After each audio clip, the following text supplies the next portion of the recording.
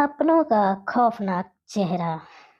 निर्मला की सास गजराबाई भी बड़ी अजीब औरत थी। सुबह से लेकर शाम तक सिर्फ राम राम ही करती रहती। उसके दिन की शुरुआत ही शिकायत से होती। उठते ही बोलती राम राम। 5 बज गए, न जाने बहू जाग गई या नहीं। यहाँ सब मुझे ही सब करना पड़ता है। बोलते बोलते गुसल खाने में नहाने जाती। वहाँ गर्म पानी, तौलिया, उसके कपड़े, सब कुछ तैयार मिलते हैं।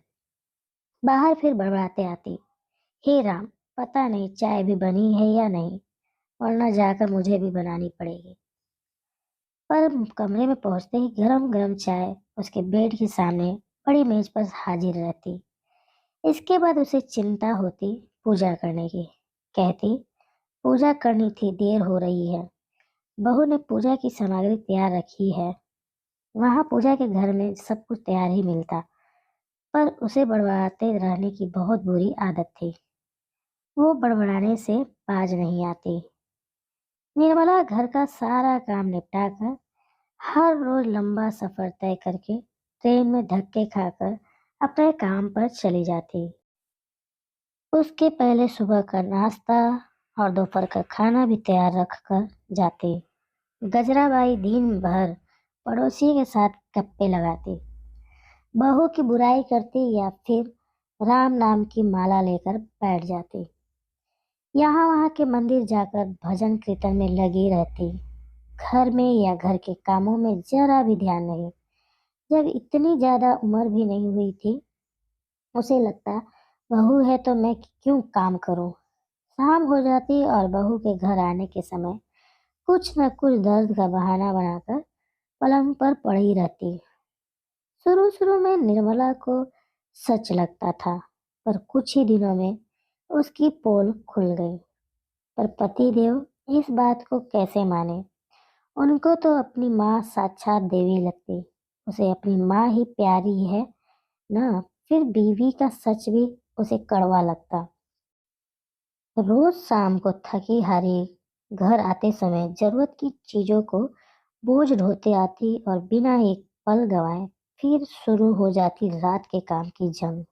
इसकी शुरुआत चाय से लेकर होती और पूरा खाना तैयार करके सास और पति को खिलाने के बाद कपड़े, बर्तन, चूल्हे चौके आदि की सफाई के बाद कहीं वो खाना खा पाती। रोज उसके पति के लिए स्त्री के कपड़े तैयार रखती। सब होते होते आराम से 11 साढ़े 11 बज ही जाते, तब कहीं वो सो पाते। यही हर रोज का कार्यक्रम रहता। इतवार और छुट्टी के दिन सिर्फ दफ्तर और सफर से छुट्टी मिलती। न घर के कामों से फुर्सत मिलती, न आराम। ऊपर से सास की तानाशाही भी चलते रहती। घर का वातावरण हमेशा बिगड़ा सा रहता। पति इन सब से बचने के लिए दोस्तों के साथ हर इतवार को कहीं न कहीं चला जाता और निर्मला यहाँ अशांत वातावरण में घुट कर रह जाती। पति को उसकी कोई चिंता ही नहीं। रोज सब काम अपने आप हो रहे थे। सब कुछ तैयार हाथ में मिल रहा था। उसे और क्या चाहिए। जब तक उसके सारे काम आराम से हो रहे थे, वो बहुत खुश था। एक इतवार को उसका पति हमेशा की तरह बाहर चला गया। रातों को बहुत देर से सोने के कारण निर्मला की नींद देर से खुली। इतवार भी था तो उसने थोड़ा सुस्ताना चाहा, पर गजराबाई को चैन कहा न रुकने वाली घंटी की तरह सुबह होते ही शुरू हो गई। लड़ना झगड़ना शुरू किया। बर्दाश्त की हद गुजर जाने पर निर्मला ने भी अपना आपा खो दिया। गुस्से में उसकी जुबान भी चल गई। सास का पारा और चढ़ गया। उसने जाकर उसे धक्का दिया और दीवार से टकराकर गिर पड़ी। शोर शराबा सुनकर पड़ोसी की कुसुम दीदी आई। देखा तो वो बेहोश हो गई थी। उसने पानी मार के होश में लाया और उसकी सास को खरी खोटी सुनाकर निर्मला को डॉक्टर के पास ले गई।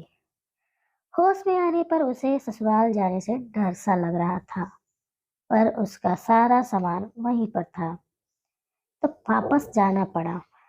उसने घर लौटकर पर देखा सास अपने कमरे में गहरी नींद में सो रही थी। पति अब तक घर लौट नहीं था। उसने अपना सारा सामान पैक किया और सास और पति की गिरफ्त से भाग निकली। शाम को जब उसका पति घर लौटा तो उसकी देवी समान माँ ने बेटे से कहा, तेरी बीवी भगौड़ी निकली, वो भाग गई। सुनकर उसने कहा, अच्छा हुआ, मैं उसे घर से आज निकालने ही वाला था। तू फिक्र न कर माँ, मैं तेरे लिए उससे भी बढ़िया बहू लाऊंगा। दोस्तों, अगर वीडियो पसंद आई तो वीडियो को लाइक करें और चैनल पर नए हैं तो चैनल को सब्सक्राइब कर लें। धन्यवाद।